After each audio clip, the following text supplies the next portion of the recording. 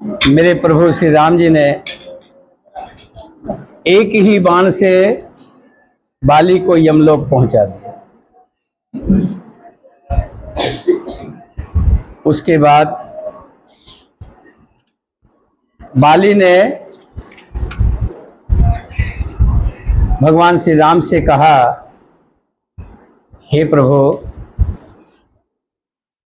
सुग्रीव प्यारा और मैं दो प्यारा,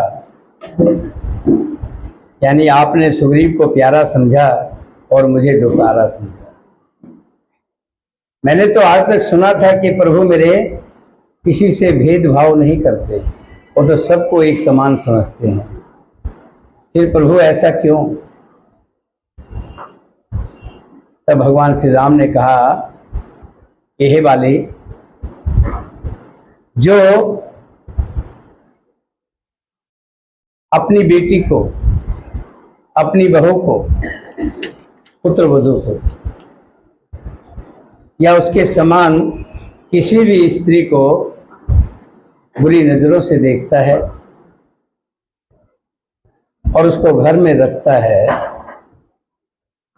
वो बहुत बड़ा द्रोही होता है, बहुत बड़ा पापी होता है। और मेरी ये शुरू से एक रीति रही है कि मैं पापी के साथ कभी खड़ा नहीं होता। और तुम्हारे इसी कर्म से ही मैंने तुम्हारा वध किया है। अगर तुमने सुग्रीव की पत्नी को ना छीना होता तो मैं तुम्हारा कभी वध नहीं करता। फिर बाली ने कहा, प्रभु, आप प्रभु हैं, भगवान हैं, जो कुछ आप कर देते हैं आपको सब सजता है और सबको स्वीकार करना पड़ता है। आपके सामने मेरी नहीं चलेगी। लेकिन प्रभु, आप मेरे इस अंगद को अपनी शरण में ले लीजिए, इसे अपना दास बना लीजिए। अंगद का हाथ श्री राम जी के हाथों में दे दिया है और चरणों में झुका दिया है। तारा बहुत तरह से विलाप कर रही है कि मेरे प्रभु नहीं रहे, अब मेरा क्या होगा। तब भगवान श्री राम जी समझाते हैं कि मनुष्यत्व जो है वो नित्य है, आत्मा है, ये स्थिर नहीं है। आज यहाँ है, कल कहीं और हो गई। जो प्रत्यक्ष शरीर तुम्हारे सामने सोया हुआ है, ये जीव नित्य है। फिर तुम किसके लिए रो रही हो? जैसे एक बार अर्जुन को भी इसी तरह से जब अभिमन्यु का वध हो गया तो वो भी पागल हो गया था। मेरा अभिमन्यु, मेरा अभिमन्यु विलाप कर रहा था। तब भगवान श्री कृष्ण ने कहा कि हे अर्जुन, तू किसके लिए विलाप कर रहा है? ये जीव नित्य है। लेकिन अर्जुन नहीं माना। एक बार मुझे सिर्फ, अगर आप श्री कृष्ण भगवान है तो एक बार मेरे अभिमन्यु से मिला दीजिए। अर्जुन के कहने से श्री कृष्ण ने अभिमन्यु और अर्जुन की मुलाकात करवा दी। अर्जुन भाग करके अपने आलिंगन में लेना चाह रहा है अभिमन्यु को, लेकिन अभिमन्यु पीछे हट गया है।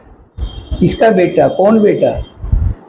पता नहीं कितनी बार तुम मेरे बेटे बने होंगे और कितनी बार मैं तुम्हारा बेटा बना होऊंगा।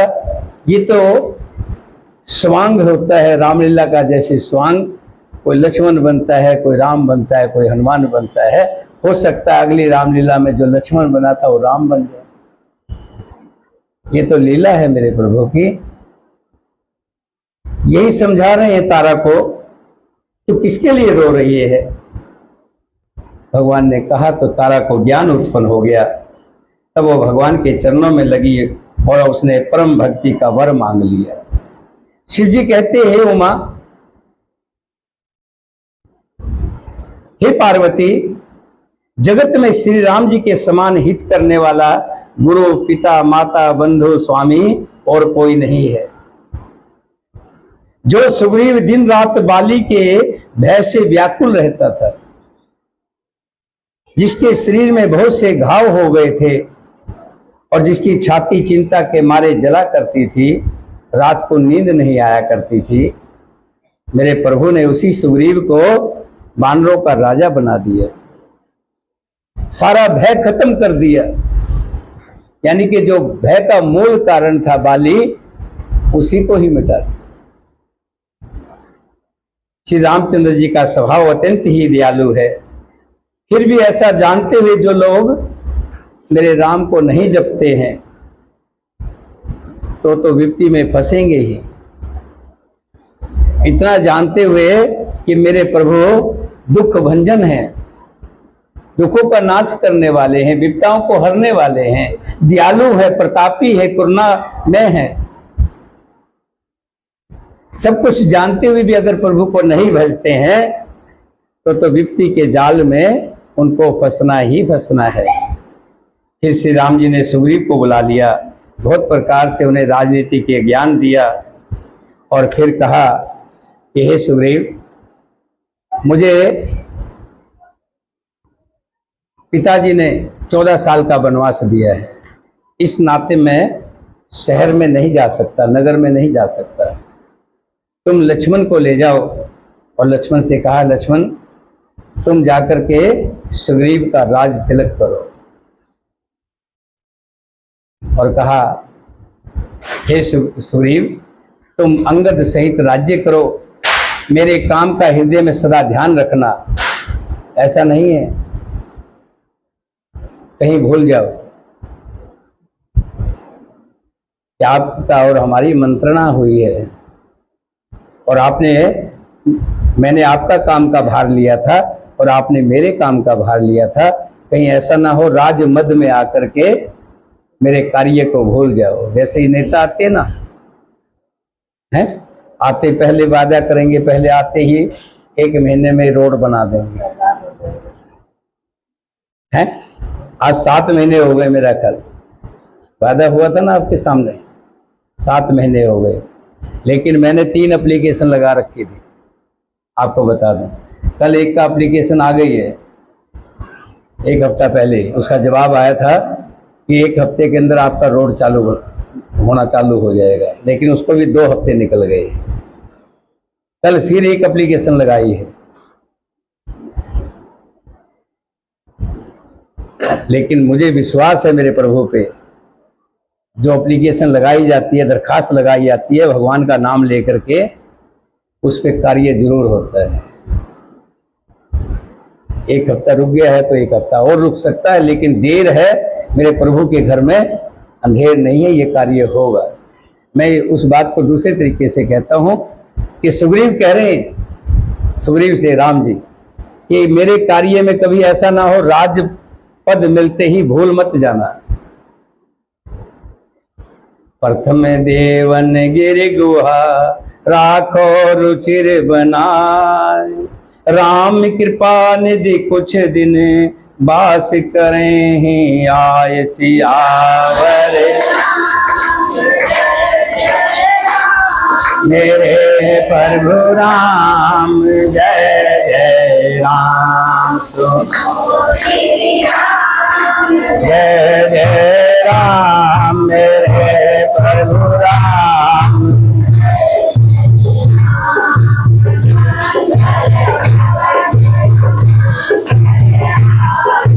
नरम तो दशरथ श्री राम जय राम, बोलो श्री राम। दीन दयाल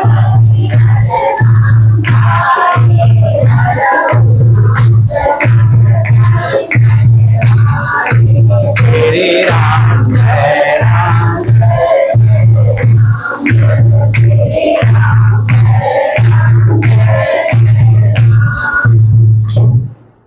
तब श्री राम जी बरसात के दिनों में आज भी चौमासा मनाते हैं। चौमासा मैंने 4 महीने का होता है। अगस्त से शुरू होता है और सितंबर तक चलता है। डेढ़ साढ़, इसको भाषा में बोलते हैं दूसरी भाषा में। कार्तिक में तो नहीं रहता, खैर चल। हाँ, 4 महीने का चौमासा होता है। चौमासे में जो ऋषि महात्मा होते हैं, संत पुरुष होते हैं, पहले अभी बात हुई थी कि हरिद्वार चलेंगे तो मैंने मना कर दिया था, चौमासे में कहीं नहीं जाएंगे। पता नहीं कौन सी पहाड़ी खिसक जाए, कहाँ के रास्ते बंद हो जाएं, तो समझदार व्यक्ति चौमासे में नहीं जाते। चौमासे में एक जगह रहा जाता है, बाहर नहीं निकलना चाहिए। तो हमने जो है 4 महीने चौमासे के, उसी के बीच में सावन में हमने ये रामायण का शुभारंभ किया और जो चल रहा है। इसी तरह भगवान श्री राम जी ने 4 महीने वहाँ पर रहे, चौमासे। और जब वर्षा ऋतु समाप्त हो गई, तब श्री राम जी लक्ष्मण से कहते हैं, लक्ष्मण देखो, वर्षा ऋतु बीत गई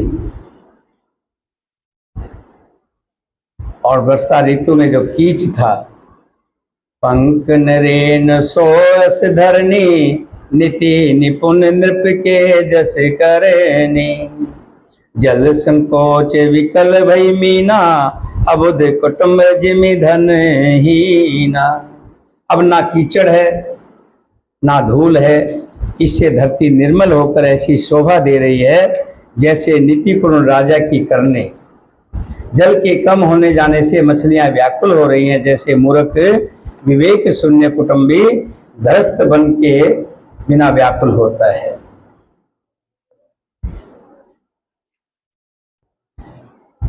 श्री राम जी कह रहे हैं, वर्षा ऋतु बीत गई, निर्मल सर्द ऋतु आ गई है, परंतु हे तात, सीता की कोई खबर नहीं मिली है।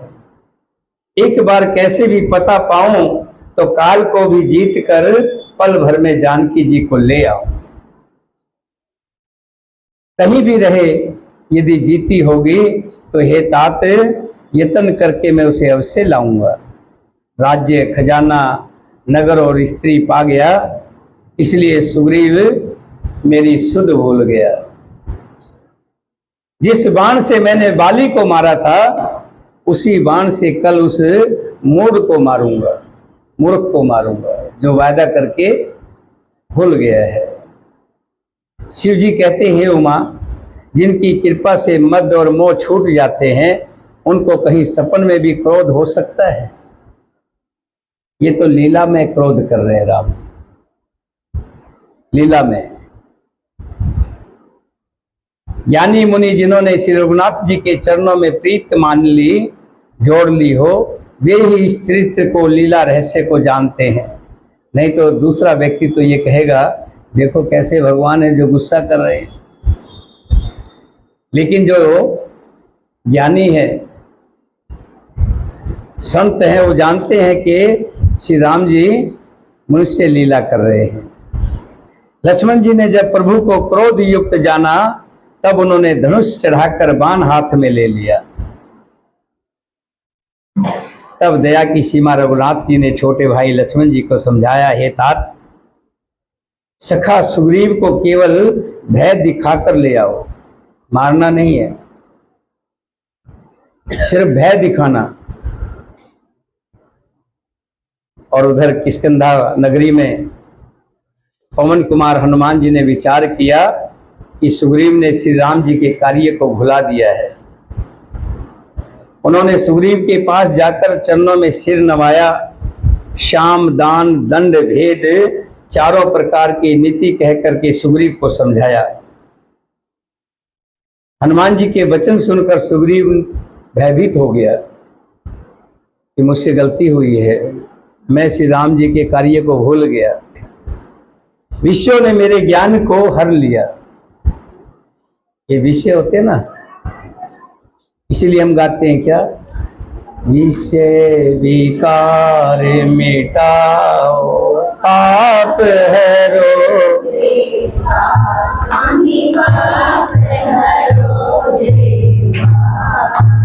हरिदा भक्ति बढ़ाओ, सरिधा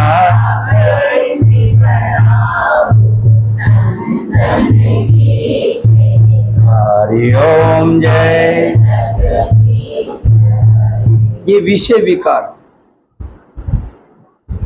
प्रभु की कथा में आते हैं, मन लगता है, बहुत शांति से सुन रहे हैं, लेकिन कई बार व्यक्ति विषय क्या है? संसारिक विषय। ये संसारी विषय में ही भगवान के नाम को भूलता है, व्यक्ति वैसे नहीं भूलता। नहीं तो हर व्यक्ति चाहता है कि मैं प्रभु के भजन को सुनूं, प्रभु की कथा को सुनूं,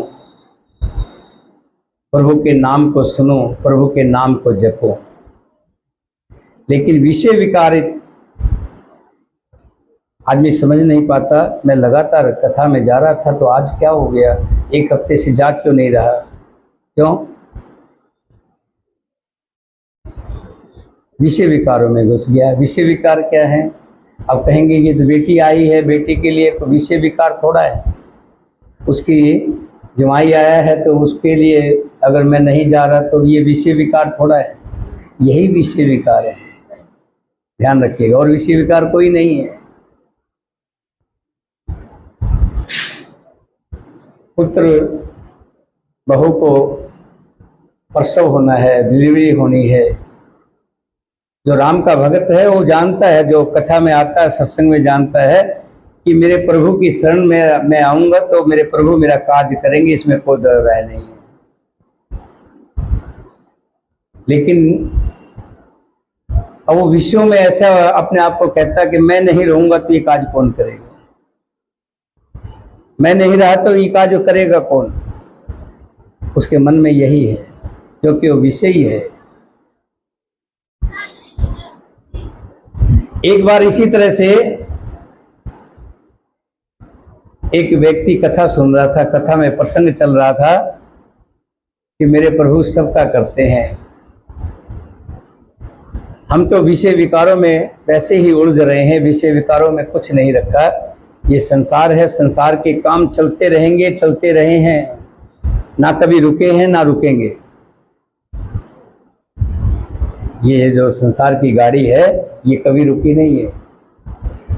उसके मन में ये प्रश्न आया तो वो संत के पास गया कि प्रभु आप तो कह रहे हैं कि संसार के काम होते रहेंगे, मैं एक कमाने वाला हूँ, 4 मेरे परिवार खाने वाले हैं, अगर मैं कुछ कार्य नहीं करूँगा तो इनका पेट कोई कौन भरेगा? बताओ, कोई भरेगा क्या? तुम खिला दोगे? तब संत ने कहा करने वाला मेरा प्रभु है। लेकिन विश्वास नहीं है। हम लोग अपने आप को निर्भर समझते कि मैं ही कर रहा हूँ, लेकिन कोई एक शक्ति है जो इस सारे कार्य को कर रही है। विश्वास नहीं हुआ तो कहने लगे अगर विश्वास जानना है तो एक काम करो, तुम अपनी साइकिल पे जिस पे तुम कबाड़ लेने जाते हो ना, तो कबाड़ी का काम करता था, इसलिए साइकिल को यहीं छोड़ दो, ये सामने बस आई है, इसमें बस में बैठो और चले जाओ, तो मेरा फला जगह पे आश्रम है वहाँ चले जाना, वहाँ सारी व्यवस्था मिलेगी। और मेरे बच्चों का बोला मैं बैठा हूँ, चिंता मत करो, जब मैं कहूँ तब आ जाना।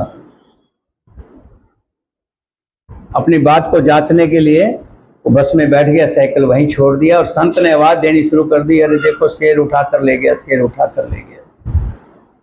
लोग दौड़े आए तो बहुत ढूंढा, नहीं मिला। आखिर में ये निर्णय लिया गया कि जो उसकी पत्नी थी उसको पास का सरकारी स्कूल है उसमें पानी पिलाने के लिए सरकारी नौकरी लग गई। बेटी ब्याहने वाली हो चुकी थी, उसकी शादी के लिए लोगों ने पैसा इकट्ठा किया, इतना बढ़िया धूमधाम से उसकी शादी हो गई, पूछो मत। बेटे की दुकान हुई, दुकान चल पड़ी, काफी काम चल पड़ा। संत ने कहा अब तुम आ जाओ लेना, लेकिन आना शाम को, रात्रि में, दिन में मत आना। रात्रि में आया, जाकर के उसने अपना दरवाजा खटखटाया। कौन? उसने अपना नाम बताया। सब डर गए, तो उसको मरेगी भी तो आज साल होने वाला है, हैं? कहाँ से भूत, मतलब भूत बन के आ गया होगा। सब डरे, कह रहे जी तो आप जहाँ पे, उसकी पत्नी कहने लगी आप जहाँ हैं वहाँ रहिए, हम यहाँ बहुत सुख से हैं, मेरी नौकरी लग गई है, बेटी की शादी गांव वालों ने मिलके कर दी है, बेटे का दुकान बहुत अच्छा चल रहा है, हम पहले से 1000 गुना अच्छे हैं, आप जहाँ हैं वहाँ सुख से रहिए। तब उसके आंख खुले, चक्षु खुले। वही मैं कह रहा हूं कि हम विषय विकारों में दौड़ पड़े हुए हैं, और जब तक कोई संत नहीं मिलता तब तक हम इसी तरह विषय विकारों में खोए रहेंगे। यही विषय विकार है। श्री राम जी कह रहे हैं कि तुम जाओ और उसको मारना मत, लेकिन भय जरूर दिखाना। हनुमान जी जान गए, दौड़े दौड़े सुग्रीव के पास गए, सुग्रीव को समझाया कि तुमने श्री राम जी का काम भूल करके बहुत बड़ी गलती की है। अब सुग्रीव फिर पहले की तरह, पहले कब, जब 2 आए थे राजकुमार, राम और लक्ष्मण जब आए थे, उसमें डर के मारे हनुमान जी से कह रहे थे कि हनुमान जी तुम ही मेरा काम करोगे। अब फिर कह रहे हैं कि तुम ही मेरा काम करोगे और किसी तरह से भी तुम राम जी के गुस्से को शांत कर देना। और हनुमान जी ने कहा कि जितने वानरों को बुला लीजिए, इकट्ठा कर लीजिए। हनुमान जी के वचन सुनकर सुग्रीव ने बहुत ही भय माना और कहा, विष्णु ने मेरे ज्ञान को हर लिया था। अब हे पवन सुत, जहां तहां वानरों के युद्ध रहते हैं वहां दूतों के समूह को भेज दो और कहला दो कि एक पखवाड़े में 15 दिनों में जो नहीं आवेगा उसका मेरे हाथों से वध होगा। तब हनुमान जी ने दूतों को बुलाया और सबका बहुत सम्मान करके सबको भय प्रीत और नीति दिखलाई। सब बंदर चरणों में सिर नवाकर चले। उसी समय लक्ष्मण जी नगर में आए। उनका क्रोध देखकर बंदर जहां तहां भाग लिए। उसके पश्चात लक्ष्मण जी ने धनुष चढ़ाकर कहा कि नगर को जलाकर अभी मैं राख कर दूंगा। धनुष चढ़ाए कहा तब जार करो पुरछार, व्याकुल नगर देख तब आयो बाली कुमार। कि मैं नगर को पूरे को जलाकर राख कर दूंगा। लक्ष्मण जी कहने, लक्ष्मण जी के क्रोध को तो आप जानते हैं, बहुत गुस्से वाले हैं। तब नगर भर को व्याकुल देखकर बाली पुत्र अंगद जी उनके पास आए। चरण नाय सर विनती कीनी, लक्ष्मण अभय बाँहते ही दीनी। क्रोधवंत लक्ष्मण सुन काना, कह कपिस अति भय कुलाना। अंगद ने उनके चरणों में सिर नवाया, विनती की, क्षमा याचना की। तब लक्ष्मण जी ने उनको अभय बाँह दी, भुजा उठाकर उसे कहा डरो मत। सुग्रीव ने अपने कानों से लक्ष्मण जी को क्रोध युक्त सुनकर भय से उत्पन्न व्याकुल होकर कहा, हे हनुमान सुनो, तुम तारा को साथ ले जाकर विनती करके राजकुमार को समझाओ, समझा बुझाकर शांत करो। हनुमान जी ने तारा सहित जाकर लक्ष्मण के चरणों की वंदना की और प्रभु के सुंदर यश का बखान किया। वे विनती करके उन्हें महल में ले आए तथा चरणों को धोकर उन्हें पलंग पर बिठाया। तब वानरराज सुग्रीव ने उनके चरणों की विनती की। लक्ष्मण जी ने हाथ पकड़ कर उनके गले से लगा लिया। सुग्रीव ने कहा, हे नाथ, विषय के समान कोई और मद नहीं है। सबसे बड़ा नशा है ये विषय का, जो मैं बता कहता हूं। ये मुनियों के मन में भी क्षण मात्र में मोह उत्पन्न कर देता है। फिर मैं तो विषय जीव रहा। सुग्रीव के विनय युक्त वचन सुनकर लक्ष्मण जी ने सुख पाया और उनको बहुत प्रकार से समझाया। तब सुग्रीव जी राम जी के पास आए हैं और सभी वानरों को बुला करके सबको कहा है कि 15 दिन के अंदर सीता जी का पता लगाना है। अगर जो पता नहीं लगा पाया तो लौट कर मत आना, या तो पता लगा कर आना, नहीं तो मुझे मोह मत दिखाना। सब वानर एक एक करके अपने अपने जो दिशाएं दिखाई थी वो दिशा को तरफ चल पड़े। वैसे ही हनुमान जी भी जब जा रहे थे तो श्री राम जी ने उनको धीरे से अपने पास बुलाया है। कहा, हे मारुति नंदन, तुम जा रहे हो, अगर मेरी सीता मिल जाए तो ये अंगूठी जो है आप उनको दिखा दीजिएगा। उनको मेरी अंगूठी दिखा देंगे तो पहचान जाएगी, ये अंगूठी आप रख लीजिएगा। ये जो कार्य इस तरह का दिया जाता है वो बड़े विश्वास पात्र को दिया जाता है, और विश्वास पात्र बनने के लिए 1 दिन 2 दिन नहीं लगते, बहुत त्याग करना पड़ता है। किसी के प्रति विश्वास पात्र बनने के लिए बहुत कुर्बानियाँ देनी पड़ती हैं, भक्ति का रूप दिखाना पड़ता है। बहुत से शिष्य होते हैं गुरु के पास, हजारों शिष्य होते हैं, उनमें से किसी एक आध को गद्दी दे के जाता है, क्यों? उसका विश्वास पात्र बन जाता है। तो विश्वास पात्र बनने के लिए बहुत त्याग की जरूरत होती है। मतलब कि अपने आप को सेवक का धर्म बहुत कठिन होता है। अभी बताया था ना, सेवक का धर्म सबसे कठिन है, और सेवक बन करके ही कुछ पाया जा सकता है। अगर जीवन में कुछ पाना चाहते हो तो अपने आप को सेवक बना लीजिए, सेवक वाले भाव ले आइए। सेवक मतलब सेवा, जब आप सबकी सेवा करेंगे, सेवा वाले भाव होंगे। रूपमती है, देखो जब मैं देखता हूँ तो सारी दरियों को इकट्ठे करती है। ऐसा भाव नहीं है कि और भी है तो वो क्यों नहीं उठा रही, सेवा भाव है। और ऐसा नहीं है कि जो प्रभु सबको देखता है कि कौन क्या कर रहा है, कौन नहीं कर रहा है, कितना कर रहा है। मेरे प्रभु की जब हमारी 2 आंखें हैं, हम देखते हैं, तो मेरे प्रभु की कितनी आंखें होंगी, वो बहुत कुछ देखते हैं और सब कुछ पहचान लेते हैं, देख लेते हैं, भाव को देख लेते हैं, भाव को पढ़ लेते हैं। और मेरे प्रभु जब देखते हैं कि ये वाकई ही सेवक है तो उसको अपना बना लेते हैं। तो इसलिए श्री हनुमान जी को ही अंगूठी दी है, क्योंकि उनकी सेवा को श्री राम जी पहचान चुके हैं। बोलिए सियापति रामचंद्र भगवान की, सीता माता की, भरत शत्रुघ्न की, वीर लक्ष्मण की, वीर हनुमान की। उर्मिला, एक माता रानी का भजन ही गा लो भाई।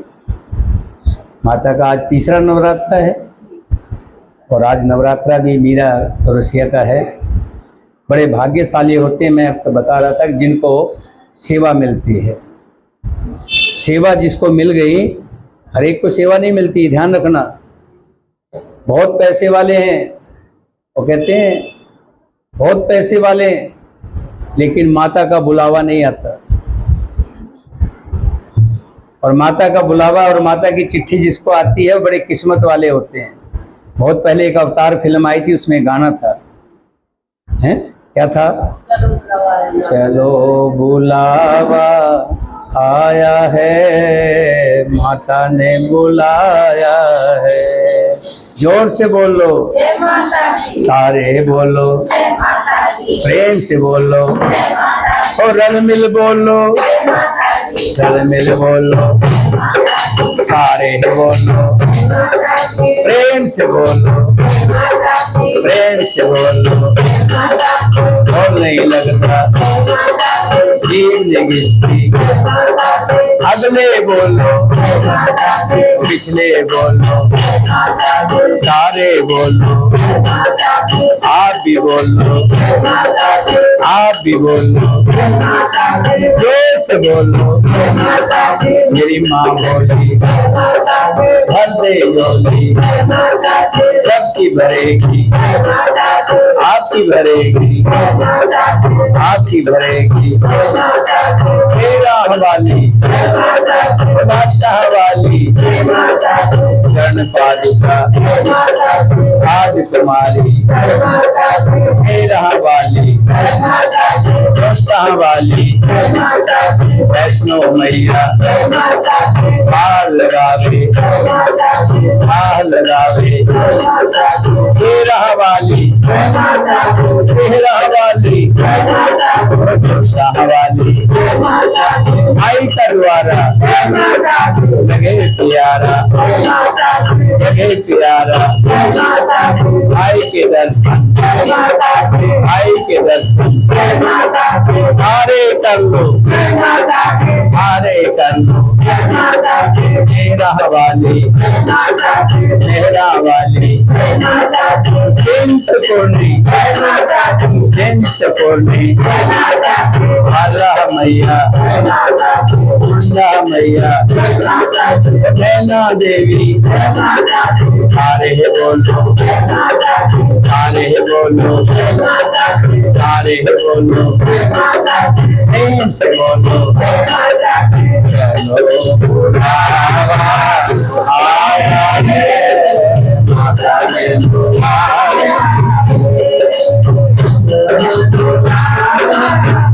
आया है।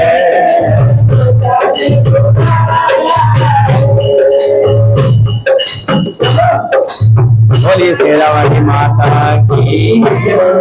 ये किस्मत वालों को मैं कह रहा था, जो ये आपको लाभ मिला है, सेवा का लाभ मिला है। आज मीरा चौरसिया के तरफ से ये माता का जो है तीसरा नवरात्रा, इसकी ज्योत जली है। मैं तो कहूँगा मेरी माता रानी मीरा चौरसिया के घर में हमेशा खुशियाँ लाना। और आपको नहीं पता होगा, बताया चौरसिया आपने लड्डू नहीं खिलाए किसी ने?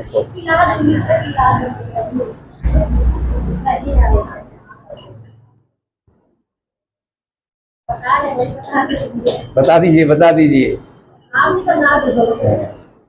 अभी इन्होंने बहुत बड़ा प्लाट लिया शुक्र बाजार में, मार्केट में। जो भी प्रभु की शरण में आता है, मैंने देखा कोई भी, आप महसूस करके देखें, माता रानी कमी नहीं रखती है। पांचवी बार इन्होंने माता की ज्योत जलाई है। 5 बार लगातार माता की ज्योत जला रही है, यानी कि नवरात्रि की सेवा मिल रही है।